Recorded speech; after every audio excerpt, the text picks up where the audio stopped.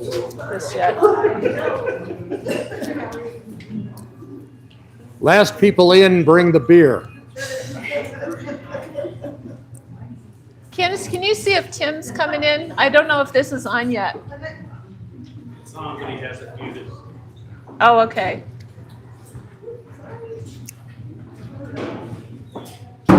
All right, we can start. The cameraman is here. Oh, it's going. Okay, great. All right, well, welcome to the Southeast Beekeeping Club February 2026 edition. No, I am not your president, Peter Lund. Peter is on a plane to Antarctica, somewhere over the Pacific Ocean, doing his very, very cool job that he does down at McMurdo Station. He should be back in March. So I'm Ann Atkinson. I'm the vice president. I step in when he can't be here. He does not keep bees down there. So just to kind of orient you to what we're doing tonight, we're going to talk about equipment maintenance. Vance is going to talk to us about equipment maintenance and his tips and tricks. This is always a great presentation. We try to get him in here once a year. And then Veronica is going to talk to us about the American Beekeeping Federation conference last month and what happened there. Then we'll have a bit of a break, and then we'll talk about where you should be at this point in the year as far as your goal setting. We'll do Crud Cutter Confessions. So for those of you who don't know, that is where you tell your most embarrassing beekeeping story to the group. We have 2 or 3 people get up and do that. And then we decide whose story is the best, and they get a bottle of Crud Cutter. So that's why we call it Crud Cutter Confessions. So think through the meeting, think what story you might want to tell. My story will be talking tonight. And then we'll do the Golden Bee Award and a raffle. We've got some amazing raffle things. I think there's some out there. Oh, and there's Shava. Did you need 5 minutes? Yeah. Okay, I'll work you in here in just a minute. All right, so welcome. Yes, so Peter is our president. He's not here. I'm Ann Atkinson. You met Christine Mills out in front. She's the one that checked you in. She's our treasurer. Janice is also out front. She's our secretary. And our at-large members are Candace Muratori over there in the corner. She is our webmaster. So any problems with the web page, she's who we go to. The web mistress, thank you. Chris Roybal, I saw him. There he is, back there. He's our community liaison. And Larry Thielman over here is whatever duties as assigned, as they say. We also have an equipment library, and Doug Wilson is our equipment manager. So if you have anything you want to borrow, he's the guy. Cynthia is our librarian. She takes care of all the books. By the way, thank you. Big round of applause for John Jones. Is he here? John Jones? Oh, over here. Thank you, John. Now, the reason you just clapped for John is that he donated 5 books tonight to our library. So thank you very much. And then we need a hospitality host. So this is somebody who takes charge and custody of all of our plates and cups and paraphernalia and brings it to the meeting and then sets up the potluck. So we still need somebody to fill in on that role. Last year, Chris and I kind of tag teamed that. But we would really love for somebody to step up and take on that role. Janice has stepped up to be our apiary manager this year, filling the extremely big shoes of Brian Clemens, who I don't think is here tonight, and Perry, who's here somewhere. I think he's out. Over there. Oh, there he is, over there. Unobtrusive as always. And then Mark Pomeroy is going to sort of informally be our education lead out at the apiary. And then, of course, Tim Thompson, who is our videographer tonight, and Brian Clemens fills in for him. Just a couple of announcements. Make sure you go to our website regularly. We have announcements on there. We also have some forums on there. If you have questions, you can go on there and ask your question, and then other people can fill in. Kind of like our own little Facebook page, except it's not Facebook. We decided Facebook was getting a little too out of control. We still have our Facebook page. That's a great place to look for announcements and stuff. But we'd like to try to use those forums on our webpage if we can. If you have a business you would like to post on our website. We would be happy to have you do that. Talk to Candace and she can make that happen. And does anybody have nukes to sell? That they know right now they'll have nukes to sell this spring. So Perry, anybody else? Shava? Anybody else have nukes? Okay. So if you're still looking for bees, that's who you talk to. And then at the end of the day, at the end of our meeting, we all need to make sure we clean up. We do not have janitorial services here, so we have to be our own janitors and clean up after the meeting. And if you have borrowed a book, please return it by the next meeting, if you would, please. We do have a garage sale coming up on March 21st. This is always a big event. We're going to do it again at Tagawa. Please, if you've got gently used stuff you're not using anymore, you want to donate, we would love to have it. Janice, did you need to say anything about it? Just the garage sale's 3 months earlier than it was last year. And so we do need stuff. I'm willing to come and pick it up from you. Just contact me, you know. I can give you my phone number. Well, it's all up here on the screen as well. Okay. And be aware also, we are a 501c3 organization, so any donations you make to us are tax deductible, and we can give you a receipt for that.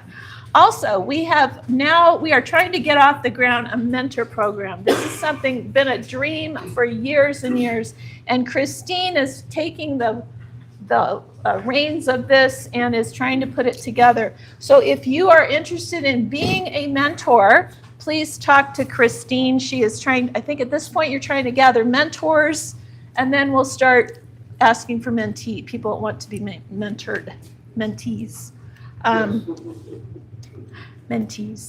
Also, Pueblo Bee Club every year does a really great conference. I know, who went to it last year? Veronica's the only one. I heard, Vance, yeah. I heard great things about it. It was a great conference last year. They had nationally known speakers, and so they're doing it again this year. You can scan the QR code up here to get to them, or you can just go to Pueblo County Beekeeping Association on their webpage, and I think you can sign up through that. Anybody else still need the QR code? Nicole got it? Okay. All right. One quick announcement. A lot of us sell or give away our honey and have cottage food certification. Just wanted to alert you that there is a bill before the legislature right now that would eliminate the dollar amount limit we have right now. So right now you can sell up to $10,000 of product and be covered by the Cottage Food Act.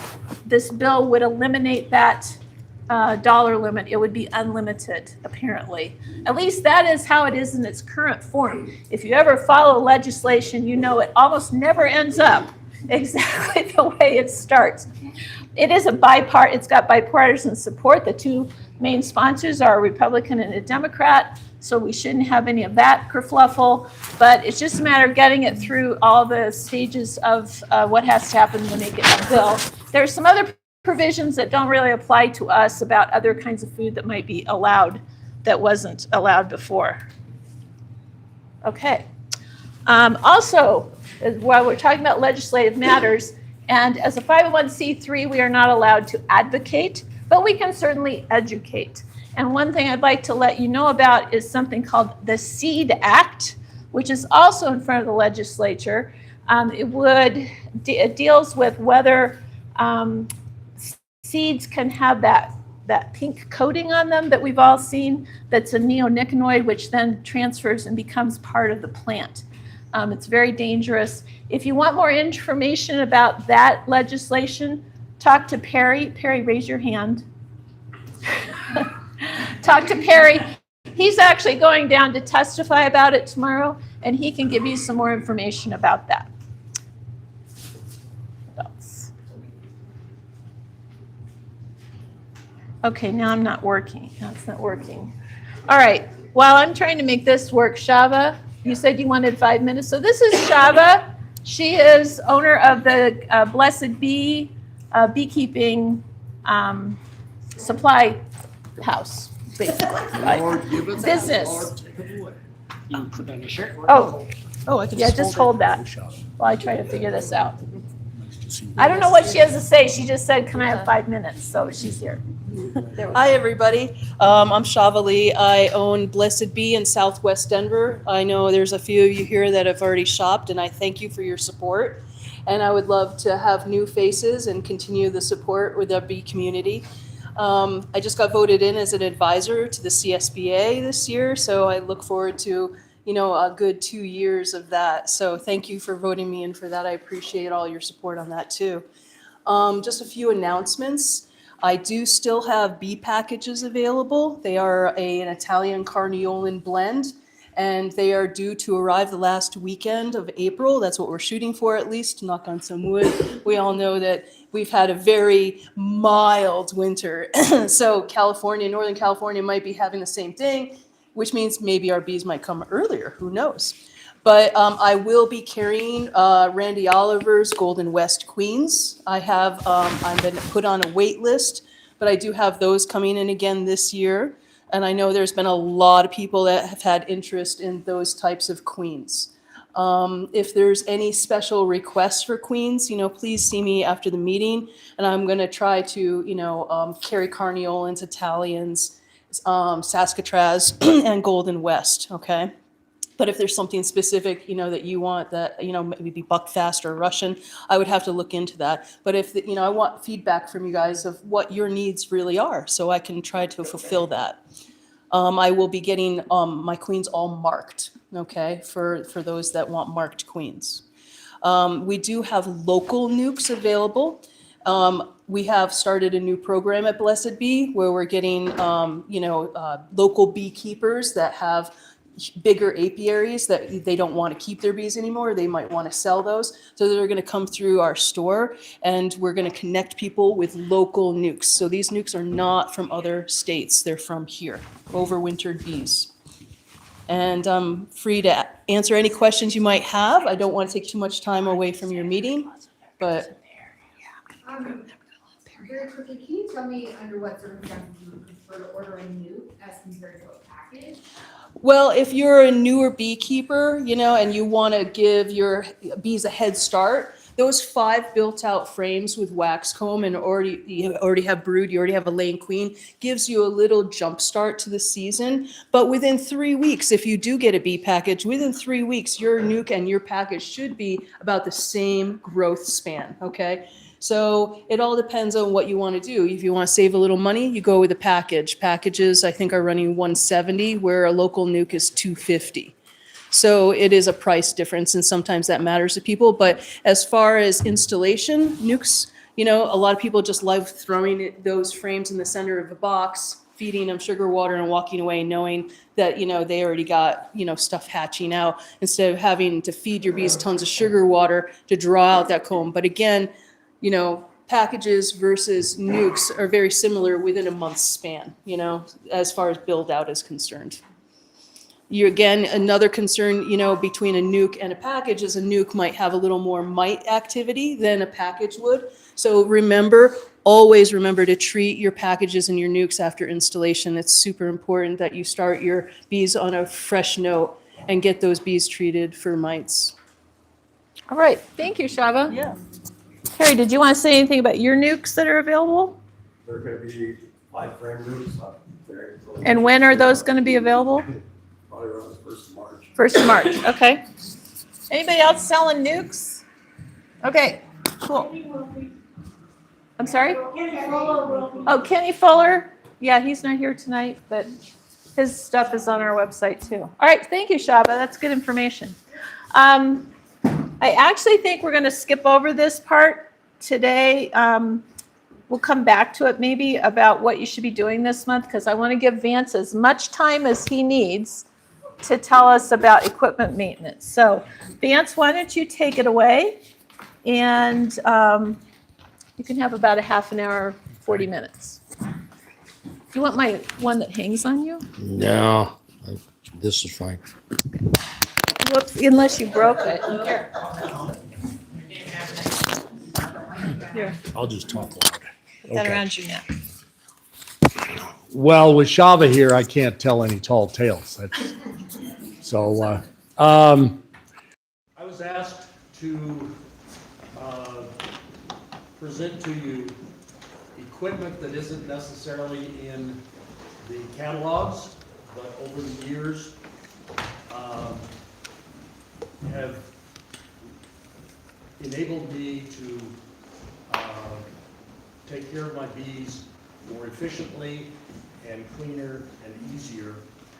And everything I'm going to say is subject to discussion, up to, well, that's baloney, up to, oh, that's a decent idea.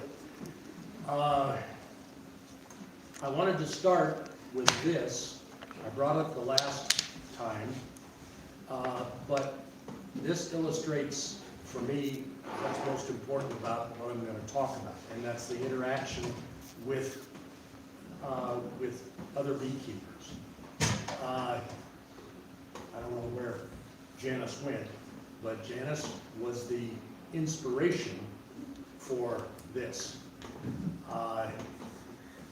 In a moment of madness, I agreed to go out to her place in Kiowa and help her treat her bees, which 13 hives, which meant I'd lift them, and she put she was using formic acid at that time, and then set them down and go to the next one. By the third hive, I was inventing this. And the whole idea was to use leverage to be able to open between the hive bodies and take whatever time you need to look and put treatment in. And after demonstrating it, and by the way, it worked.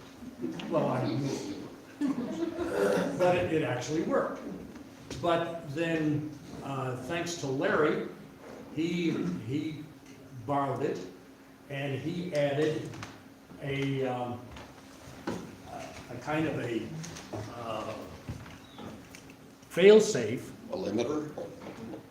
that goes around here, and that's my jam cleat. I had a piece of bamboo, so I made a jam cleat. And it works, so that you could choose how high you would lift it. And then another person said, well, Vance, it'll only work if it can all be done by one person. Picky. So I'm still inventing with my, does that look familiar? Yeah. With my diving weight, of how to counterbalance to be able to pick it up. And we don't have anything in here, so that's why it's kind of wonky. But able to pick it up and keep it in stasis. And so in a few years, I'll have that done. But it actually worked. It actually worked in Janice's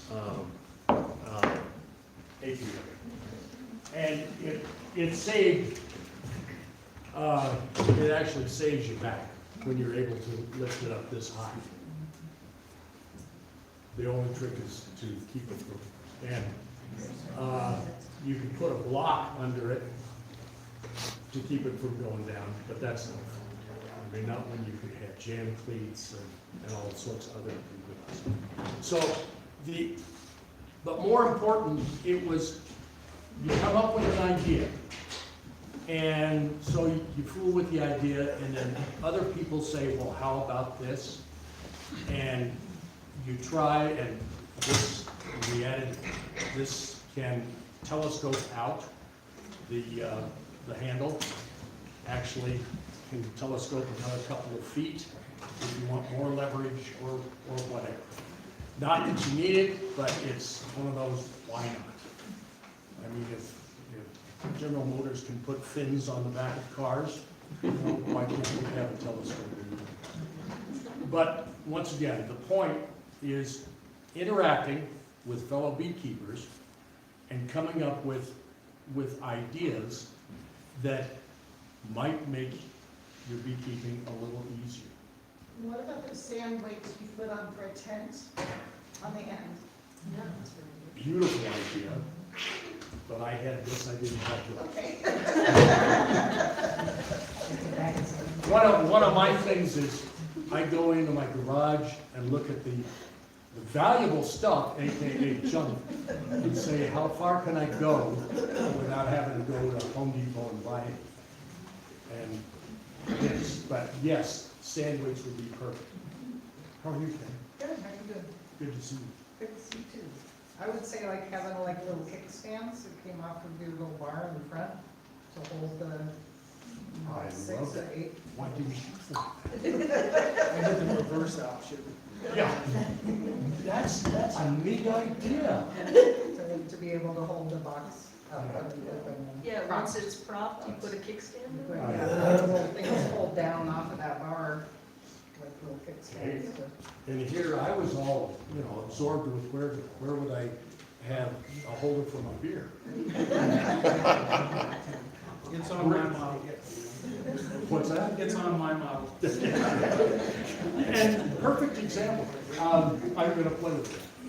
Instead of the sand weights, get yourself one of those, collapsible water coolers and just add to it as much water as you need. Then when you're done with it, you can just dump it. Yeah. Water your flowers with it. Yeah. So that was the idea, and by the way, after this and at break, come up and play with the stuff, all you want. Yes? I just got a quick question. When you're opening up the hive like that, how did the bees react and leaving it cracked like that? Were they getting in the way? Did they get crushed when you went to put it back down? How did you control them from Put it being down crushed? very slowly. Okay. And when I was using it, not on Genesis, but on other, using a brush and brushing Brushing them them out of the way? I have a little wedge that I bought, gadget, someone sold, and I popped it open and stick it in there. And you can get it in there enough that you can slide the medicine in and out without any problem. And it held it pretty well that way. Yeah, but with the wedge, you didn't get to do the drilling No. and cutting. Oh, it doesn't You're work. going That far. only open up this far when you do the wedge. Break that. So, with that, everything, all these ideas, interact, talk to your fellow beekeepers. We don't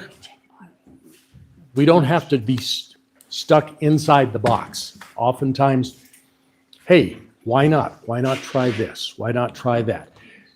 Keeping focus that we're trying to interact with the bees and upset them as little as possible, frankly, respecting the bees. The less upset they are, the less time they will have to take to get back into their routine of gathering pollen and nectar and maintaining the hive themselves. So that's the objective to all of this, okay? And toward that end, there are, This out of the way. well, I was going to show one other thing. See, it easily comes apart. I like the kickstand. What a great idea. It'd be kind of hard to have to pick. Yeah, well, so here's another idea. I've been concerned for years, it's kept me up at night, that these tops get so hot in the summer. And it's just standard. Everybody's got a metal top on their hives. They must have been developed in hail areas. But they get hot. You can fry an egg on them. And so I've been playing with this, a sunscreen, but that it has more like louvers, and these are very scientifically positioned. I shot an azimuth and all that. I don't know what an answer Should have is. solar panels on Thank you. Thank you. Are for those hail-proof too? But the whole idea is blocking the sun, and so that the bees do not have to work quite as hard maintaining their optimum temperature in their hive. Now, and this is I've used this and trying to check difference in temperature. I was actually trying to be scientific and didn't work out too well. But anyway, I can notice, because you can put your hand on here and you're not burning yourself. Why not just take off the metal? And why not just take off the metal?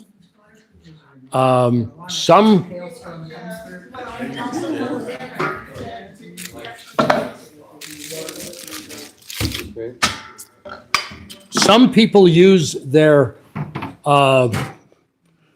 telescoping. They turn it over, put it on the ground, so they can put the boxes on top of it. With my back, I'll do anything from to keep from having to bend over that far, and that's why. And so I don't need a metal top. If you can beg, borrow, or steal these crates, they are gold. Where'd you find that one?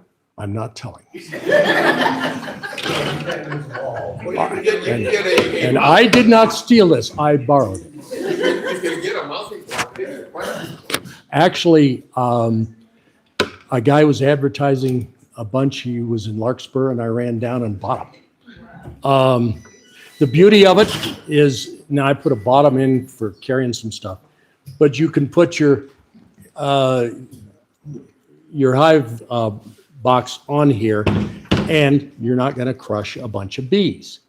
And it's up off the ground so that you're less likely to get dirt and leaves and stuff caught. And you can stand on it when you're short and stumpy like me to look inside. You can sit on it, and you can carry stuff in it. My gosh, every house needs one. But it's little things like this that have multiple use that really make a difference, especially if you're not able to drive right up to your apiary. So if you can find these, the newer ones have a plastic bottom. What is it called, man? A steel crate. A milk steel crate? It's actually, yeah, they, from dairy for carrying, thank you. I was done 15 minutes ago, yeah. Nobody can see it. I'm sorry. Another diving weight. Do you think a plastic crate would work as good as a metal one? A plastic? Some of the plastic are really heavy duty, but being steel, I can, yeah. I don't know if you could stand on that or not. Yeah. I have some heavy plastic ones that have like metal corners, you know, like the Yeah. corners are metal, then they embrace it Mhm. with plastic. But I don't trust them to hold my weight. Yeah, whereas, I would trust that. yeah, these will stand up to the use and abuse. Yeah. And so once again, if you can find the remainders of these online, or you're out in hygiene, stop in at the local dairy and see if you can beg, borrow, or Trade honey. trade honey. I've got a couple, and I won't turn loose of them. They're that good. Also, another item. For those of you from the corporate world, this is a pin-to-flex frame designed to hold file folders. And the beauty of it is you can make it longer or narrower, however you want. And this is just the right height that it easily holds honey supers, the 6 1/4 honey supers, but also the 9 1/4 deeps. And the beauty of this is when you are cleaning frames and that sort of thing, you can certainly store them in a box, but that takes up a lot of room. Whereas you can put these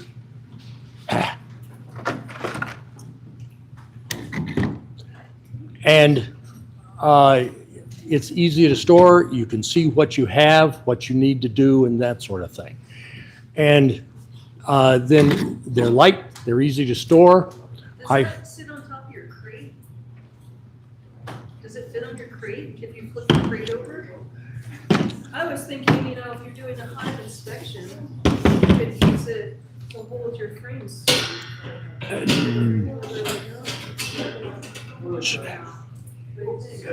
Close, Close. close. With a bit of modification, once again.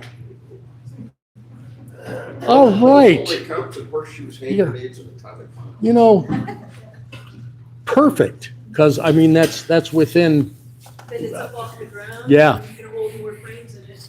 right, Frame holders usually like Right. hold 3 frames. I had always done it like that. What's that? How many frames does that hold? This'll hold 8, 8. because this is for letter size. If you can score the legal size, it holds 10. So having 2 of these will easily hold all the frames you need. And you are right. So once again, making it faster and easier. And when you're doing an inspection, I don't know about the rest of you, but matter of fact, I learned this from her. Yes, you, don't deny it. When you're in the hive, first thing you do is be quiet, which is tough for me, and listen to the tone of those bees. And you're going along and going along, and if you're attuned to it, you can hear when the tone changes. And they're telling you, we've put up with you long enough, it's time for you to leave. And if you don't leave, that's when you have challenges. So, and I'm speaking now to the new beekeepers, you try and listen to your bees. They're going to tell you, and they can be docile up to a point. And if you're 10 minutes into an inspection, you're being awfully slow. But that's, you know, hit or miss.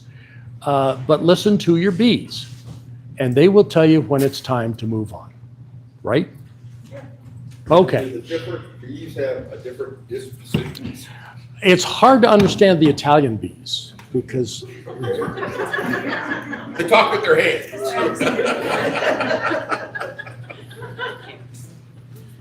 you know, I was trying to have a serious conversation. We're having fun now.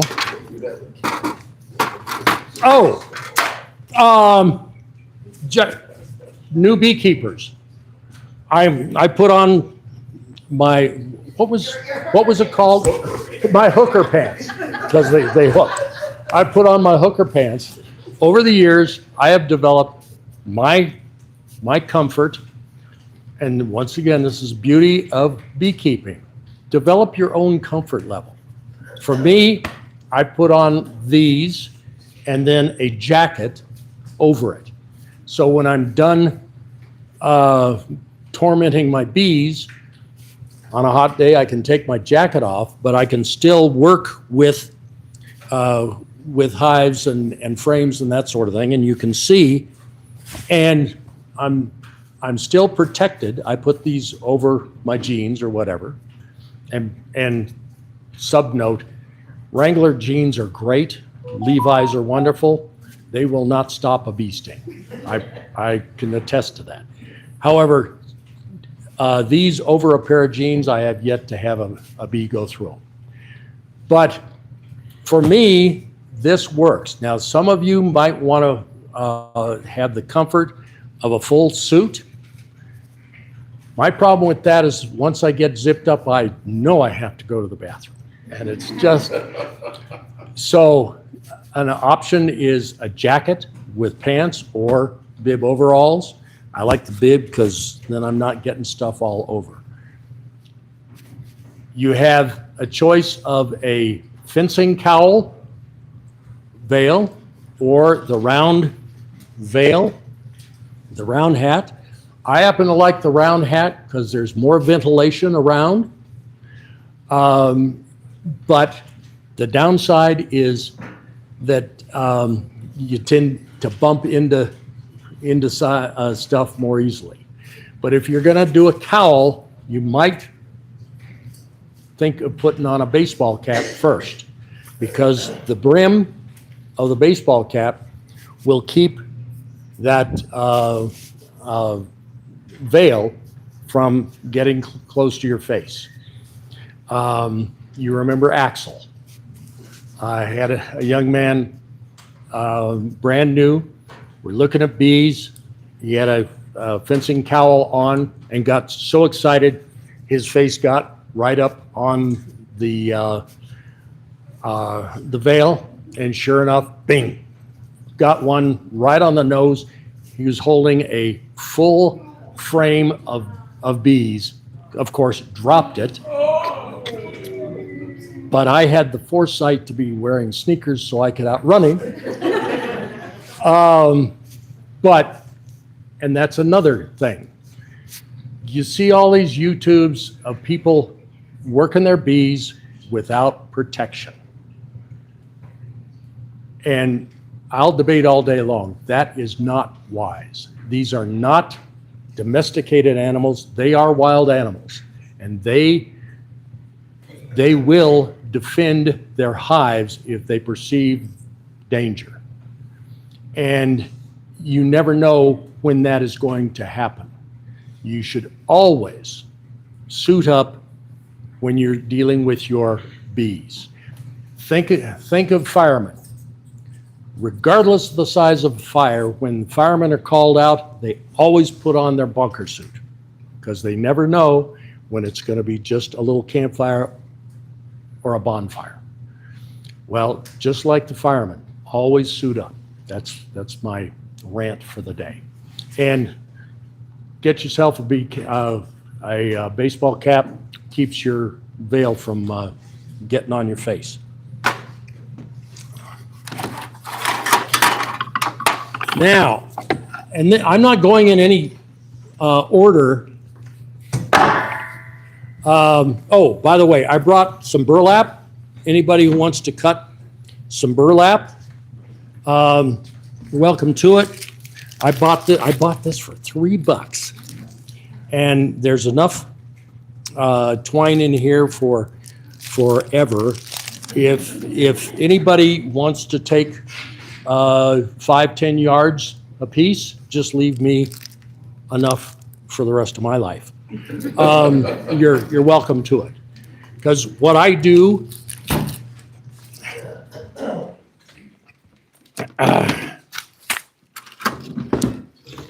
and once again, this, now, thanks to Larry, you're not getting this back. I keep my smoker, I keep my smoker in here. Then I know I can't start any fires. Why would you worry about fire? You already got your bottle of Craig. Do you really want to go there? Okay. I'm just saying, short of an ammo carrier, have a bucket. Have a bucket that you can put a live, that's hot, smoker in, and a lid. So when you put it in the back of a pickup truck,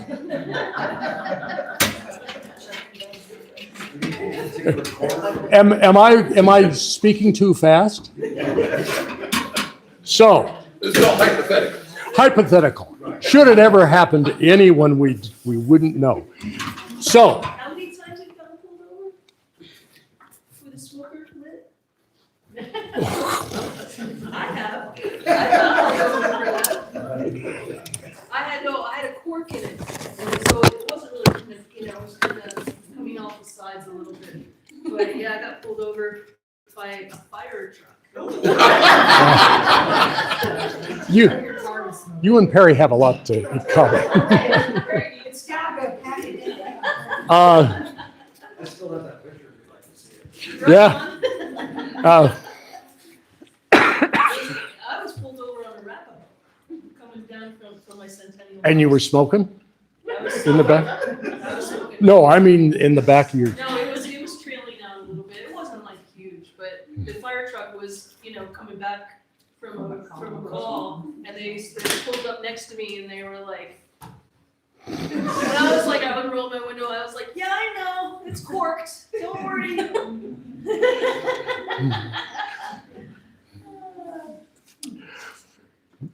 I think you ought to reprise your pictures and stuff because it was a dandy. It was a dandy. Well, nevertheless, and this was an idea. By the way, this is what old guys do at 3 a.m. when you get up and you start thinking. That's what I call it. If you ever notice when you light a campfire, you light it from the bottom because the flames go up. But everybody's, putting this to, I wondered where that was. They're lighting it on the top and expecting the flames to go down. Well, yeah, they'll eventually work their way down, but why not light it from the bottom in the beginning, he said. So I drilled a hole corresponding with the hole in the bottom of the chamber. And if you're careful with your long barbecue lighter, you can put that in and light it from the bottom. And it actually works, I know. Which led to this, and anybody who has done black powder rifle shooting and that sort of thing. The original cartridge. A cartridge, uh-oh. I'm glad we're doing our own sweeping tonight. And this is an example of, you're right in the middle of an inspection and your smoker goes out, and so now you're scrambling for this and that and this and that. Well, in the middle of winter, when there's nothing to do, you can take your paper, either newspaper or whatever, and you lay it out. And before that, I would get the brown paper sacks that wine bottles come in, that perfect size. I came so close to convincing Donna that I had to buy the bottle of wine to get the sack. Well, she's from Indiana and she believes anything. She did when we were dating. I actually took her to the Buckhorn Exchange, our third or fourth date, to prove to her that there was such a thing as a jackalope, because they had one on. And That's proof. and that was, yeah. And so 50 years later, 51 next month, I think that's the reason she married me, was to get revenge. But for a while, she believed me. Anyway, I digress. This is my third hand.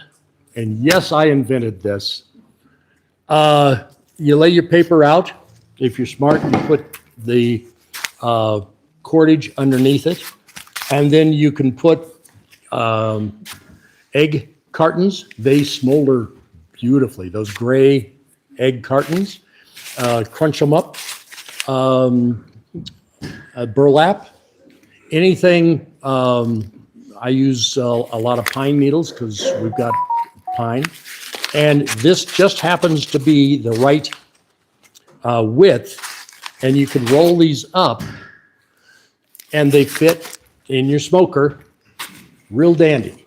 And all you have to do is just like a rifle cartridge, you rip the top and rip the bottom so that you can light them. But you pop it in, you're not scrambling for fuel in the middle of a inspection, and you're good to go. And it doesn't cost anything. So once again, this is an idea that you can play with yourself. You don't have to modify your smoker. My cork does double duty. I can help shut it off. Am I running out of time? 5 more minutes. Pick your favorite of the. But I have so much. Okay, all right. The most important thing up here. So I don't get to talk about Neffy, huh? One of the reasons I wear this suit is I can put my hive tool there and my EpiPen here. Yes, carry an EpiPen. Not for you, but the person that came to see what it's all about, and it turns out they're allergic. But Neffy is a new item. Instead of sticking yourself, this is a nasal epinephrine. Now, cut me short. This is, damn, they're good. Did you hear that? But what kind of chair?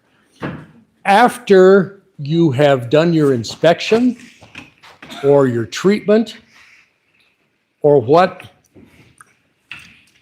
get out your folding chair and take 5, 10, 15 minutes to sit in your beehive, in your apiary. We have Colison and Spivak and Conrad and Oliver. They will tell us the what and the how of bees. You get the opportunity to sit in your apiary and think about the why. Why are we doing this? Why are the bees doing this? And it is one of the most calming things you will ever experience. And if you don't have time to do this, you shouldn't be doing an inspection. Because if you run into add water or do this or do that, put patties on or this, and you're slapping stuff around, the bees can tell you're not calm. And the whole reason we do this is not just to get a jar of honey. It's to appreciate this marvel of nature. And they are truly a marvel. So think about taking time to actually listen and enjoy the bees. Done. Thank you.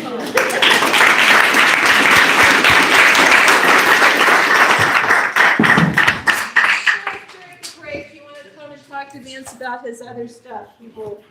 Oh, I have nothing more to say. I don't believe that. I'm ready for my close-up. I need your dribble. Oh, excuse me. We haven't even held hands Look yet. like a dribble? Be careful, they As a baby dribble. The baby dribble. All right. Why won't my thing work? There we go. All right, next up, we have Veronica, who is one of our, I think we have 2 representatives to American Beekeeping Federation now, right? You and KT. And so she is our state representative to American Beekeeping Federation and is going to tell us about the big conference they had last month. So this, Oh, sorry. you get the triple. I get the triple, okay. So we were in Mobile, Alabama this year for the American Beekeeping Federation. And those who don't know, Mobile is actually the birthplace of Mardi Gras. So you learn something new. Yes. And their celebration is apparently much more family friendly. And we had to watch the Mardi Gras tree light up. So it was a good time to be there.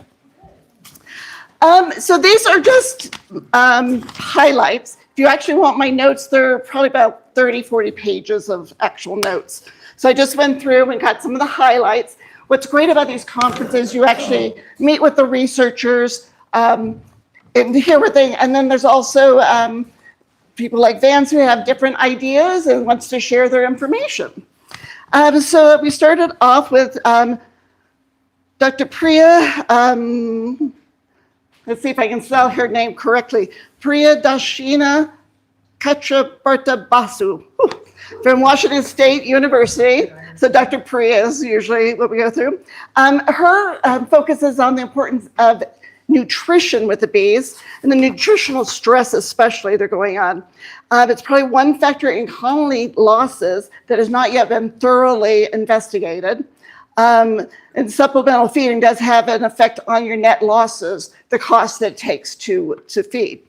So the habitat bee is chosen based on, sometimes when we're planning for bees, we look at how attractive it is, but it may not be all the correct nutritional value of it. So you want to think about the extra value on that way. Let's see, right now there's no real info on micronutrient profiles available in plants in North America. So that is one of her ongoing projects she's working on. It's called a phenology wheel, and she wants to identify all pollens and where they come from. And so you can look and see and know exactly what your bees are getting. It's a pretty cool project. Let's see, what do we want to do? We want to consider the diverse, abundant, and staggered blooms to make sure we're having our forages for our bees throughout all seasons. Let's see. The Honeybee Health Coalition.org, they have come out, it came out in January 2024, a honeybee colony supplemental feeding guide. And their guides are really awesome, really informational. So that's something to go check out. And then I went to a talk from a person named Melissa Croncho. She is on Instagram, Melissa's Bees, and is the Appian Being. And it was really interesting.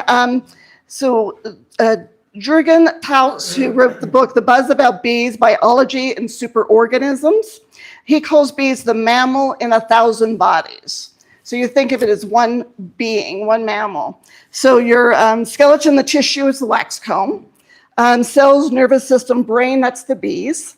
Reproduction, the womb, the brood nest. Sustenance, honey, pollen, water. Immune system, propolis. So, and then, so I thought it was really interesting how she put everything together that way. She also had a great idea for a swarm trap, especially if you can't check it every day. You know, during swarm season, you need to be checking your traps almost every day to make sure you don't lose anything. So she'll put out a old deep box with one frame drawn, and the other 9 frames are just going to have the starter strip. So the bees are going to come in, they're going to stay because they have something to do. So, and then you can come back and pick it up so you don't have to worry about, you know, catching them right away. And then, let's see, so the American Beekeeping Federation, we do lobbyists. We work with a lobbyist, Fran Boyle. Here's our government relations. So we are still working on the Farm Bill. Congress approved an extension of the 2018 Farm Bill through September 30th of this year. So they keep extending it, but they haven't really done anything to make it through. Currently, we're in fiscal year 25 and 26 budget negotiations. That's going to affect the funding for culinary research and education, conservation, technical assistance, crop insurance risk tools. ABF advocacy aims to protect and expand line item of funding that supports beekeeper community resilience. Other issues we're looking at in 2026 is the Canadian-US border for packaged bees. It's better to get them local than worry about what's being shipped in from other places. So we're watching that and making sure that we're doing the correct, what's the word I want? Thank you. Make sure nothing else comes in. Let's see, they're also working on pollinator research and education, conservation technical assistance, crop insurance risk tools, and, oops, that's sorry, I already went that, agency rulemaking, USDA, EPA, and DOI action increasingly shape pollinator policy, disaster assistance, ensuring beekeeper eligibility and clarity in USDA relief programs, research coordination, especially with everything that's been going on in the past few years, aligning the USDA, the ARS, universities, and extension services, state policy trends, monitoring pesticide and habitat policies affecting federal action, long-term stability, advocating for predictable science-based policy frameworks. Danielle Downey, who is Project APIS M president, Project APIS M has come out with a new research. It's with beekeepers in mind. It's called the Bee Health Collective. It's the same board, it's the same stash. They are 401c3, but they're launching emergency threats funds. So we have rapid response for funding resources, especially when we have a crash like last year. You know, they can send the research out immediately. We already have the funds to be able to do that. Health Bee Regulatory Consortium. Can I ask you a question on that? Yes. So the idea would be that research would be funded by a nonprofit as opposed to the government? Mhm. Is that the idea? That's part of the idea, yep. And then I know ABF is also working with the different universities and putting together a group of scientists. Big thing, Zach Lamas definitely is part of that group as well. Let's see, Bee Health Regulatory Consortium is also, so they're accelerating the registration and availability of Varroa, Tropicales, and bee health management tools. So it's all good things. APIS-M is still part of it, but they're extending this so they can actually do more. And then we heard from Dr. David Tarpey. So the internal hive politics of queen bees. So it's a collective decision-making. It follows simple rules at the local level to achieve smart choices at the group level. So foraging, comb construction, brood rearing, swimming, queen, it's all done as a collective. New nest sites, when to replace the mother. And let's see, so reasons why good queens go bad. Biological, it's a sperm viability, rearing conditions, pathogens. Chemical, brood pheromones, queen pheromones, pesticides. Management, arcadicides, shipping, stock. Environmental, nutrition, intensification, ecposm. And there's also a hypothesis called the fragile sperm hypothesis. Is drones stressed by temperature or infection have sperm that is less resilient, or queens exposed to stressors may not be able to keep sperm alive. So that's a hypothesis. People are working on that way. And let's see, I'm gonna borrow your frame here. I heard from a gentleman, David Wade. He actually put an article in the June 2025 ABF. He's working on, you add extra beeswax to your frames to give the bees extra resources, especially in the like July when they're worried about storing up their honey. They don't have time to be building up their own wax. So he has, maybe I didn't get a chance to put something together. Maybe next month I'll put something together. But he puts blocks of wax across the frame, and he has the pictures where it shows where the bees pull it in and they take care of it, and it gives them that extra resource. They don't have to be working about making their own wax as much. It's really cool what he was doing that way. Let's see. Dr. Dewey Karen is always great. Understanding your Varroa population dynamics and management time, what products to use based on time and temps. IPM means know your numbers first. So you test, you treat, you test again. That way you know as your product's working and you're dropping your mites that way. We want to be able to treat harder, treat not harder, but smarter. And he recommends a new book. It's by Ray Baxter. It's called Bottom Up, and it's screen bottom boards. You get the clues. The bottom board will give you the clues to make judgments about the location of the colony, its size, the shape of the cluster, the history of the colony activity, pests and parasites, and it helps to make an informed hive intervention before even opening your hive. You're getting all that off your screen bottom board. So that sounds pretty interesting. Let's see, Lisa Marie Gezzi, who is one of the delegates for ABF. So she was talking to maintaining bee health to maximize profit. So we want to revenue our targets. So, I know a lot of us, especially as hobbyists, you don't give the value of your honey you should give. So think of it this way. On the low end, your honey is $10 a pound. Medium is $15, high is $20. You also have to know your market, but that's right in the ballpark that way. Primary management focus to achieve healthy colonies, ensure the healthy forage, managing varroa, reducing other stressors. Then your outcome improvements contribute to the bottom line, which is your profits. Identify the bloom times. She has a great spreadsheet she created. It's plan your annual treatment schedule. So she takes the entire year, knows what she wants to do, maps it out, and that way she also has in her own calendar, oh, no, I'm going to be on vacation that week. Let's move that plan up a week or move it down a week. So she always has it mapped out. And then she also keeps all of her records of bloom times, what's blooming when, so she can really track that way as well. Let's see. Sammy Ramazzi, he was with the Forest Service, plants, landscape, nutrition for honeybees. I think that was our theme this year, was nutrition. So the different nutrition needs in different seasons. So it's spring, we need high protein and essential amino acids for brood rearing. Summer, we need balanced protein with high carbohydrates for heavy foraging and heat stress. Late summer to fall, higher lipid to protein ratio and beneficial fats to build our long-lived winter bees. Winter, mostly carbs for warmth. Excess protein can cause gut stress. So it was really interesting, and he also recommended a good garden plants for honeybees.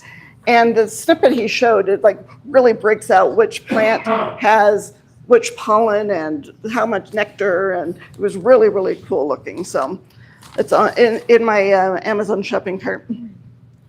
And let's see what else we had. Charles Agar, he's the Charlie Bee Company in Texas, making money without migrating. So it's a place-based income within 100 miles, multiple streams. Selling your honey, in Texas, they have ag validation. You have so many acres. If you have like 6 hives on that, you get ag credit. So, he's working on putting hives out there to help the homeowner get that ag credit. Queens, nukes, removals, management content, online products, education equipment, being customer focused. So there's a lot of things you can do if you want to really look into making money with your bees.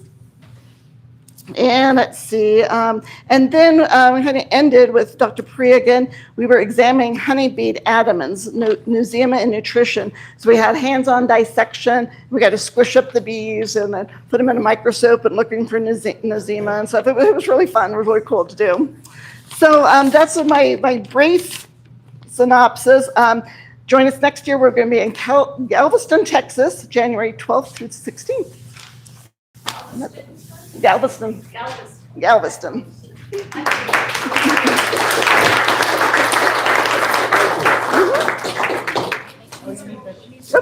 Oh, come on. There is a trouble. All right. Okay. So I think we'll go ahead and take a brief break. We'll do 10 minutes. We'll come back and we'll go back to this discussion we wanted to have about what we should be doing in February and our raffle. We will also talk about what you should be doing as far as your seasonal goal setting. So let's take, I have 7:36, so let's come back at 7:46. Okay?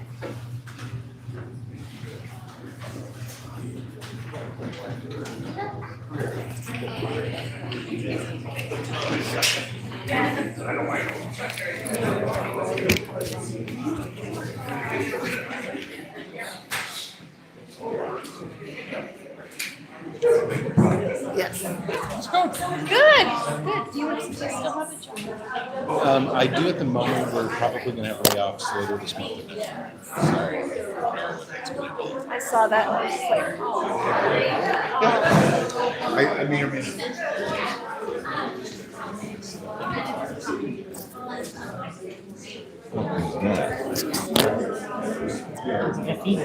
Oh, yeah, okay, makes sense.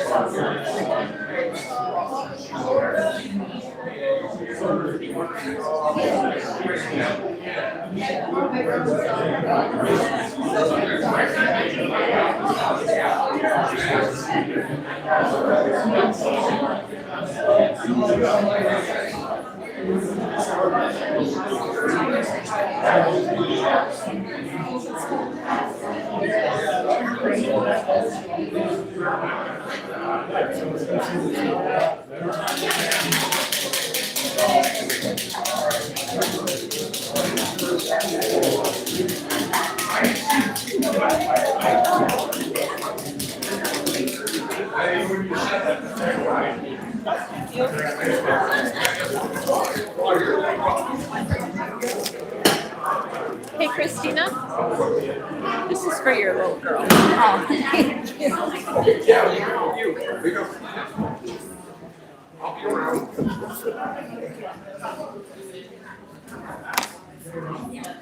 All right. Oh, I want to go back to this other one first. Okay, so February. We have had such a weird winter. This is the weirdest winter that we have had in my 10 years of beekeeping. Those bees are out there looking for, they think it's spring. So they're out looking for pollen. There is no pollen. And so they're actually using more energy going out and trying to forage than they would if they were all clustered. So one of the most important things you got to do this month, Mark and I were just chatting about it, you've got to get to make sure that they have enough stores to get them through until March, end of March-ish, when we start to see those dandelions out there. And I think this weekend's Friday, Saturday, supposed to be in the 60s. Yeah. So you should, Well, in Denver. well, yeah, but enough that you could at least peek in the top, give a little heft, and see what's going on. Brett? If you do the tip test or the heft test, and the hive feels light, what are you feeding them besides the sugar block? Are you trying to give them any other supplements? Because the resources that they have in the hive is honey and pollen, right? So are you giving anything different? I would go with a little 2-to-1 syrup. Okay. And I'm not sure I would feed pollen yet. Mark, what do you think? He's shaking his It's a head. little too early, otherwise you're gonna build up the brood, and if you have cold snaps, they're not gonna be able to cover the full brood, it sets them back, or it's gonna be earlier swarming tendencies, so. Yeah, Still wait on pollen for another month. yeah. Yes, Winter patties, put those on. you could put winter patties on, I yeah. was doing a little bit of research about feeding 2-to-1 this time of year, and some people, I don't know what other folks think, but some people say don't introduce the moisture to your hive. Don't introduce the moisture. Okay, that's a good point. Shava has a point. So I am using fondant, in my hive, and I'm doing the Hive Alive fondant, which has nutrients added to it, but not pollen per se. And it'll help clear out their intestinal tract, so you won't see dysentery, hopefully on the outside of your hives early spring. Okay, so that's another opinion using. Do you know what fondant is? Does everybody know what fondant is? We were just, so sustainability meeting last month was a guy who sells it and gave a real good description tutorial on how to do it. As I was listening to it, I said, we're making fudge without the chocolate. I mean, it's almost exactly the same process as making fudge. But look up that information on how to make it or buy it. You can either get the Hive Alives or the other products that are out there. Yeah, Brett. So one of the things we're going to try and do for the 2-to-1 sugar water is use a chicken water feeder, because those are gravity fed and they're small enough you can put them out as a communal feeder, but then you can take them in at night when it gets cold, drops below freezing. They're easy to transport, so you can move them from place to place. We're going to try those out just for maybe 2-to-1 on our deck. Uh-huh. They get into our bird bath. We get the water from the bird bath, so we're going to set it next to that and try that out. So, Also getting into our chicken feed, so we yes, feed 20% yes. chicken feed because we have laying hens, and they're brewing off the top of that, off the crumble. We've noticed, at least in our paradigm, that the bees, even when they go inside the coop and are feeding from inside where the chickens feed from, the chickens are smart enough not to peck at the bees. So Yeah. we haven't had any like bee stings or any issues with the bees interacting with the hens. Yeah, I had one of my neighbors called, I've got a bee swarm. Like, do you really? But they were just in her chicken feed and she was panicking about it. So we went over and When I see chatted. signs of bees going through looking for protein and pollen left over from last year, that means that your queens are getting geared up regardless if you're feeding them pollen or Yeah. not, they're looking for it. And we will start seeing right around like in the next week or so, those silver maples will start to produce pollen. They don't look like they're producing pollen, but there's something in there, and you may see them starting to bring in some white pollen from that. So that's another thing. And then if you haven't already ordered bees, you've got well, I don't know where Perry went, but he's out there. Got 2 people here that you can order bees from, and make sure you're all ready to go for that. All right. Can I add one more thing? Yes, ma'am. So we're in a serious drought. Bees need water. If you're not feeding your bees water in a bird bath, then you have to put some water out. They are dying for water more than they are sugar right now. And make sure it's warm, so you don't shock their system, Yeah. especially when the night temperatures get cold and stuff. Okay, so water. Yeah, if you've been feeling like I do the hard sugar. They need water to be able to liquefy that. So you've got to give them that. Interesting though, I read this month's, I can't remember if it was ABJ or Bee Culture, whichever one Jamie Ellis does the column in. There's research that shows that they will use fondant, but there isn't any real research on how they use the hard sugar that you give them. So I thought that was really interesting. We know that they will take in the fondant, that they'll use it for brood food. They've been able to sort of trace that through the life system, but they haven't really nobody's done the research to see. We know they're eating that sugar because we put it in and then it's not there anymore. But what are they? How are they really using it? That's an interesting research project. What I've heard, and I don't know if there's scientific data on it, but in the wintertime, when there's a lot of moisture in the hive, it softens the material enough they can use the water that they're creating, the condensation inside the hive, to use that for the sugar candy that you might have in there to liquefy it a little easier so they can intake it. And then other bees will actually take apart your sugar and take it out the front door on a warm day. And Mark had that deposit it happen. outside the hive, and they will not do anything with it. So I've heard those 2 things happening inside of a hive with candy worts, with sugar candy worts. Yeah, okay. I neglected something at the very beginning of our meeting. We always like the new people who are here who have never been to one of our meetings before. We like to know who you are. So hopefully they didn't leave already. But if you are new to our meeting and you've never been to a Southeast meeting before, and watching the video doesn't count. If you're new, please stand up so that we can find out who you are. There we go. If you can stay standing for just a minute, let's start at this side. Can you tell us your name and why you're interested in bees? I'm Janet Downs. I live in Elizabeth out by Sun Country Meadows. I've kind of really been interested for a long time, and I was gifted a crap ton of stuff. And so Janice is going to help me figure out what I have and what I don't have, and it's a great opportunity to get started. All right, well, welcome. All right. And you, sir? My name's David. Been beekeeping for a little while and just wanted to check out another bee club. Highland hasn't been so hot, so. And where about do you have bees? Inglewood. In Inglewood. Okay, well, welcome.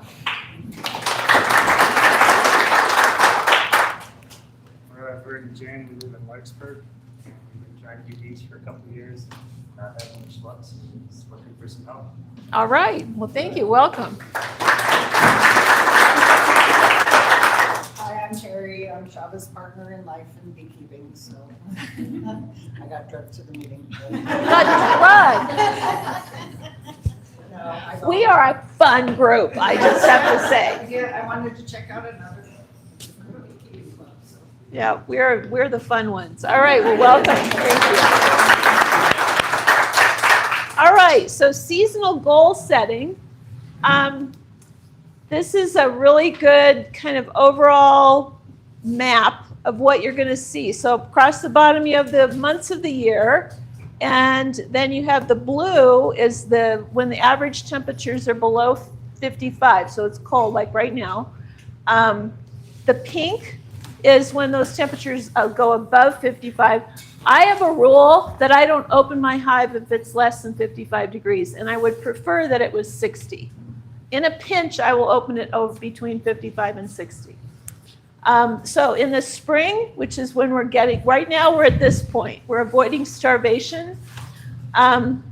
In March and April, we're going to start to help them build up.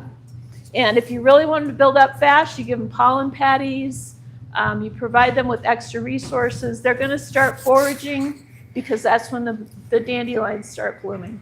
You also need to check your varroa levels at that point to know what you're starting from, where you're starting. If you can see that this doesn't have it, but if you look at a chart that shows the varroa life curve, the numbers versus the bees, there is a point where the bees are doing better than the varroa, but then by August, the varroa will cross the bees. And you've got to keep those under control early so that you keep them low for the whole season. Then in the middle of the summer, we're going to be preventing swarming.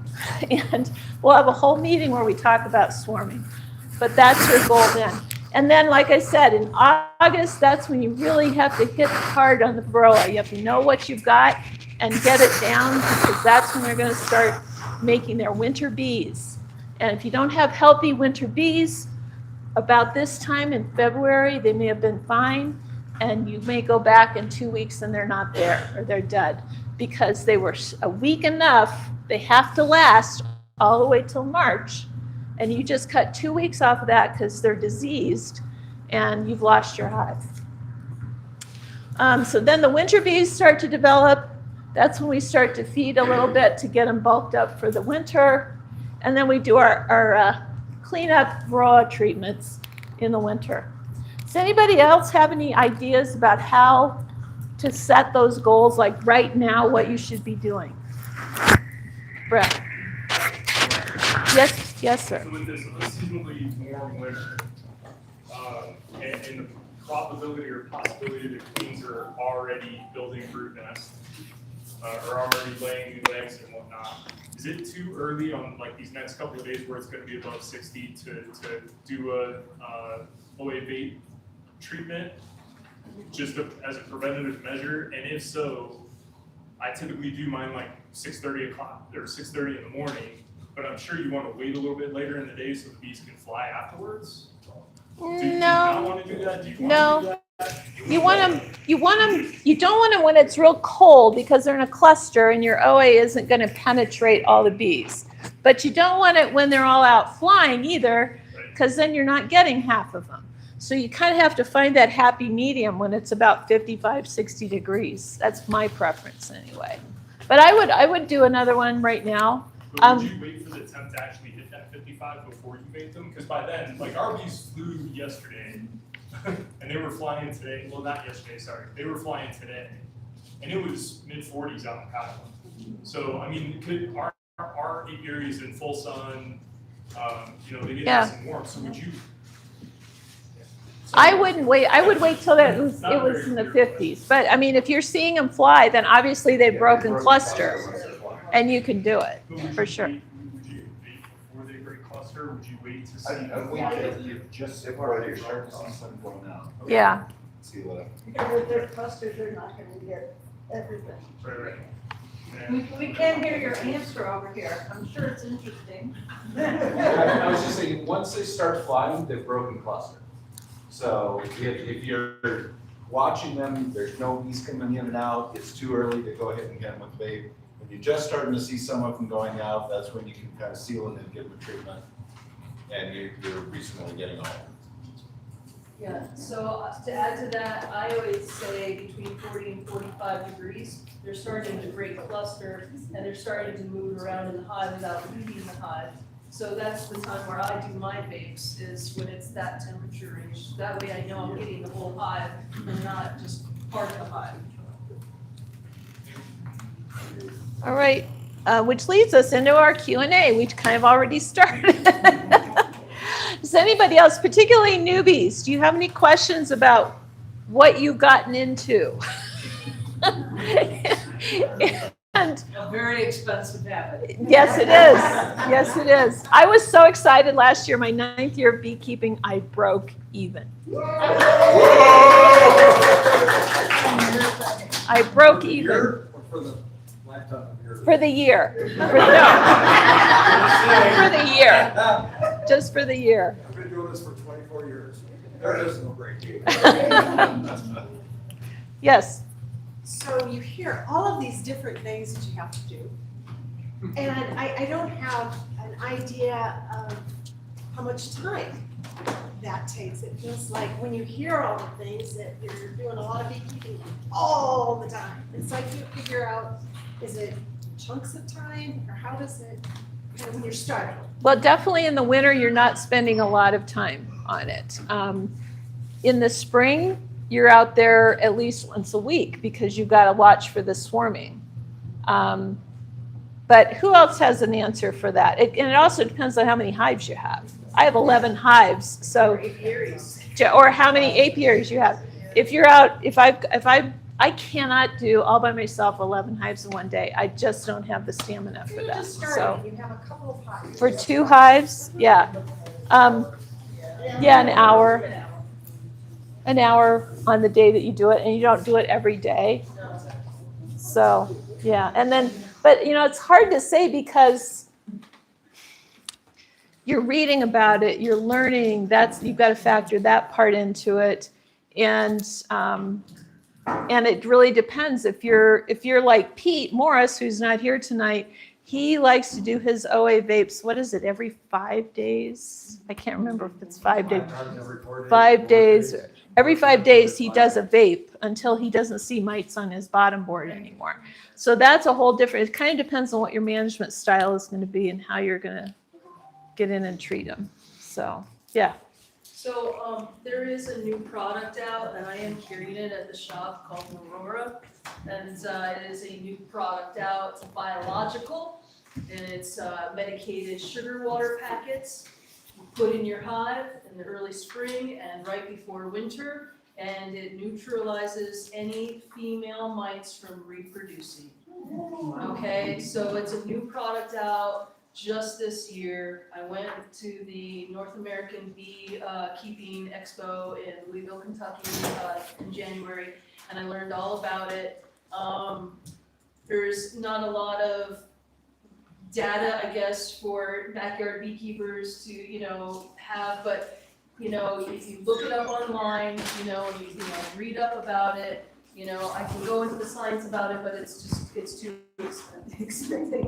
It's just too much. It sounds like birth control for varroa A lot mites. of scientific data goes with it, but it's very easy to use in your hives. And they suck it down within 2 days, and it's a little pouch about yay big. You have to have a shim on your hive to put it on, so you can create some space. It sits right on top of the frames. You just press down on it after you peel the paper off the top. Little bit of sugar water disperses out of these little holes. You know it's going to work. You close it up. Do not feed anything else to your bees because you want the medication to stay in the hive. It lasts in the hive for up to 3 months. So it's a good product to try out if you want to experiment with something different than a mite away strip or a Fraxan strip or formic acid, oxalic acid. It's just it's an Aurora, Norroa. Yeah, it's just No Aurora. Instead of Aurora.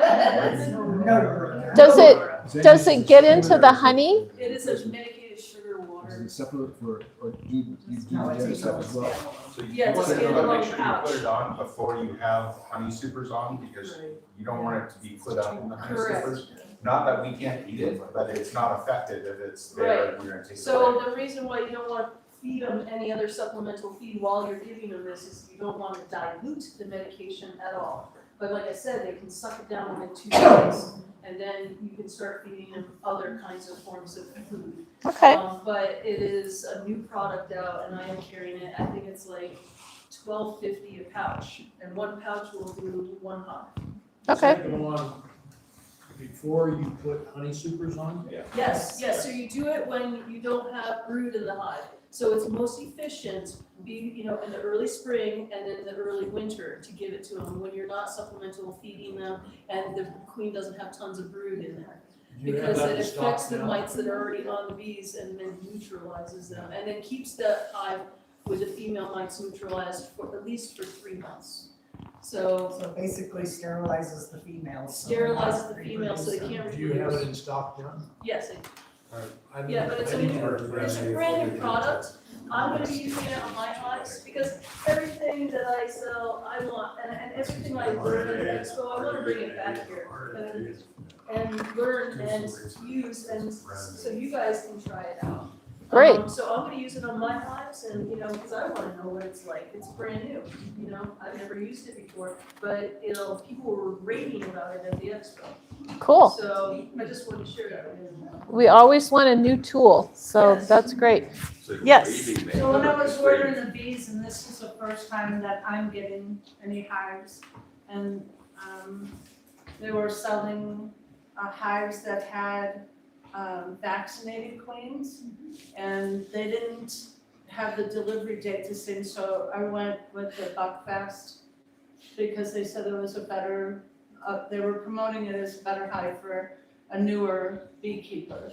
Is there anything with this vaccination thing that works, or would that have been better, or is The there anything to vaccination this? is about protecting from American foul brood. Uh-huh. So it's not going to affect your mite treatments or Well, anything no, like I that. know, but the last meeting I went to at the club, they had a laundry list of 8,000 things that bees could come home with, because they're out partying or doing whatever the hell they're doing, but, is it better to have a vaccinated? It's up to you. Is that a Yeah. bigger problem If I here may. in Colorado? If I may, Uh-huh. I don't think it's worth it because American foul brood is not that prevalent. All right. Yeah, we've had a few cases here and there, but and that's an interesting thing because American foul brood used to be the worst problem the beekeepers had. And now our worst problem is Varroa. And I saw somebody theorizing that maybe what we're doing to treat for Varroa is somehow holding off the AFB. I don't know. It's weird, but yeah, it's not as when you get it, it's like the bubonic plague. It's terrible, but it isn't something that happens a lot. So European foul brood is much more. yeah, Especially. Yeah. It's also more. And that's all that they are vaccinating for us for that. So when they The say AFB. vaccinated, I just kind of did Yeah. assume a little bit that she's got she's good for Hep C and. I know that. What's his name? Who is the fellow who took over Paul Limbeck's apiary? Do you know his name? Anyway, this last year when we were up there at Rifle for the summer meeting, he was starting to use vaccinated queens just kind of as an experiment. Who? I'm sorry. No, and Rifle. Chad's over in the western. Anyway, but they were starting to use. And then if they say vaccinated, it's only for that one thing. Right, Okay. right. So, all right, well, let's move on. Crud cutter confessions. You've had all meeting to think about it. So who has a good beekeeping story, embarrassing beekeeping story to tell us? Now's your chance, Perry. Larry's smiling back there like he's got one. Do you have one? No? Okay. I went out to California. Okay, you got to come up here or it doesn't count. I don't want it if I want it, how's that? I'll tell you a little something about having too many bee suits. I have bee suits that have the That way. real big. Oh, you got the other, okay. So there's several different kinds of bee suits with the round helmet, with the fencing veil. Don't mix them up. Because when you zip the one with the fencing veil onto a coat that has the round, you leave a gap. You can stick your hand in. I didn't realize that till there were 3 bees crawling around on the inside of my veil. And I'm in a hive that has probably 50 or 60,000, not really upset, more angry bees. Yeah, they were after me. Sorry, I didn't mean to drop it. Yeah, just make sure if you're gonna mix and match your bee suits, you mix and match them properly. Okay, all right, mix and match your bee. All right, who else has a story? Oh, come on, somebody has to have a story. Come on, Larry. Well, I don't know if it's about, it doesn't have to be crud cutter, it can be. Oh, no, it's, this is just the prize. You have to come up here. No, Bad mistake. Shava, you have to come up here, it doesn't count. All right. This just happened yesterday. Oops, no, okay, I got it. No, so this just happened to me yesterday.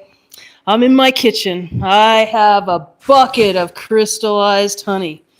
I set it around on my kitchen counter and wrapped it with my warmer 3 days. I am like so excited to stick it down there and jar it. And I realized there's a plug of crystallized honey at my honey gate on the side of the bucket that didn't decrystallize it up. And I'm scraping with a knife to get the plug out.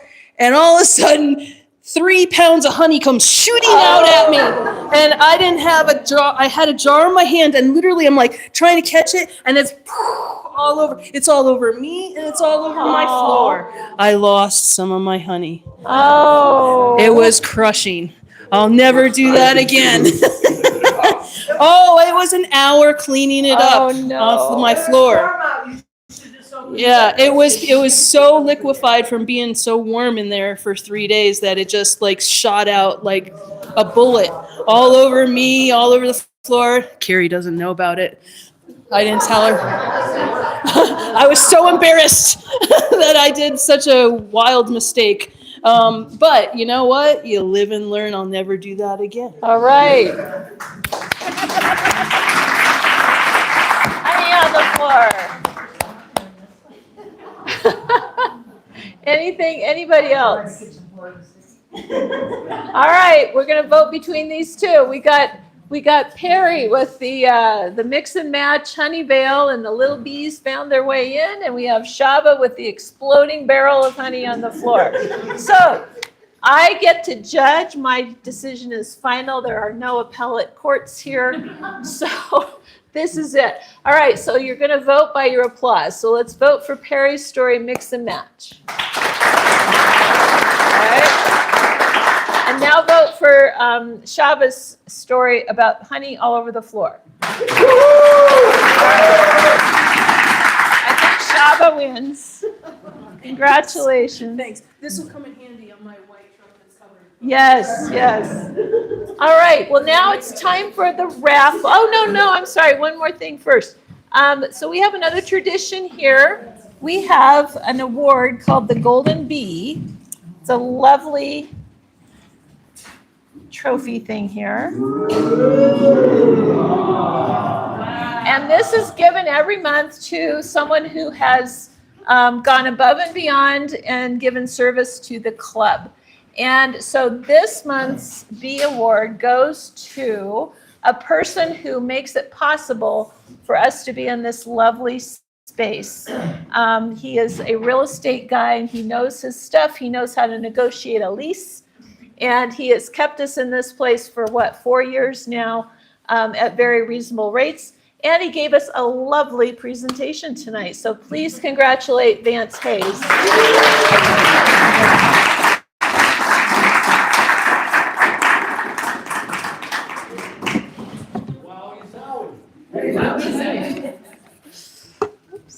For you new I'll let you beekeepers, put it back together. this is better than the Grammys. And it says, I should note, this is the Jim and Linda Skalecki Golden Bee Award. They were two of our members. They are no longer in our club. They're bees. They don't have bees anymore, so they decided to move on. But we named this after them because they gave us such long, dedicated service. But this is a fine tradition. That's great. And you new beekeepers, work hard to deserve one.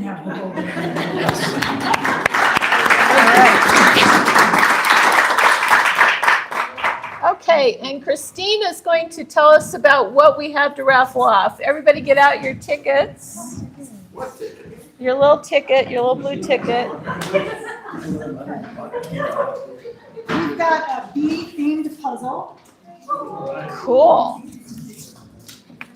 This is a little honeybee knowledge plaque.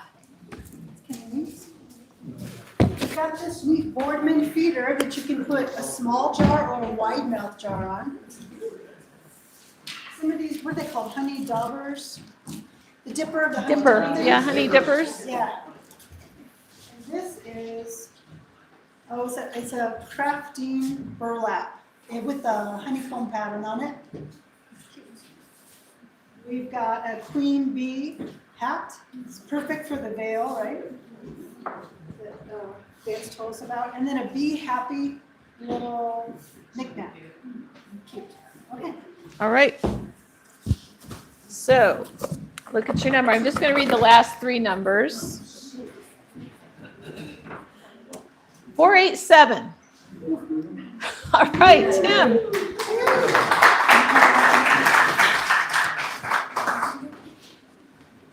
All right.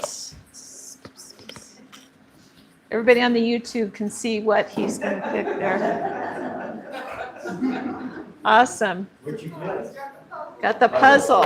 All right, 498. 498. Going once, going twice. Okay. 481. All right. I love it when the newbies get it, something.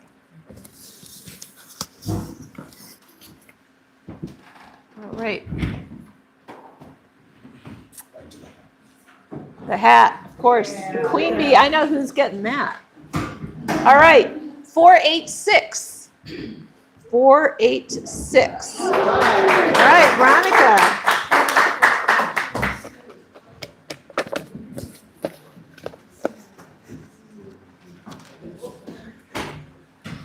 We've got four more things. Five more.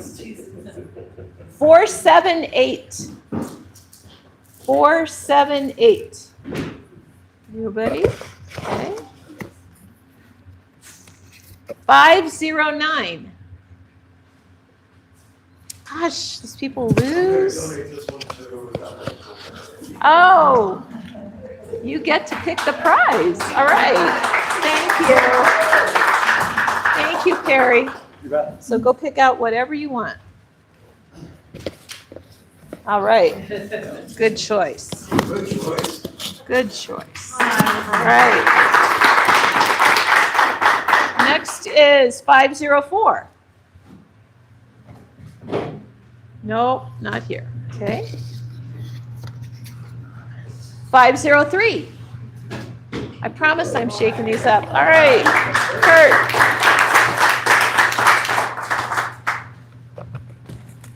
Okay, we've got the feeder and the honey dippers left. 484. All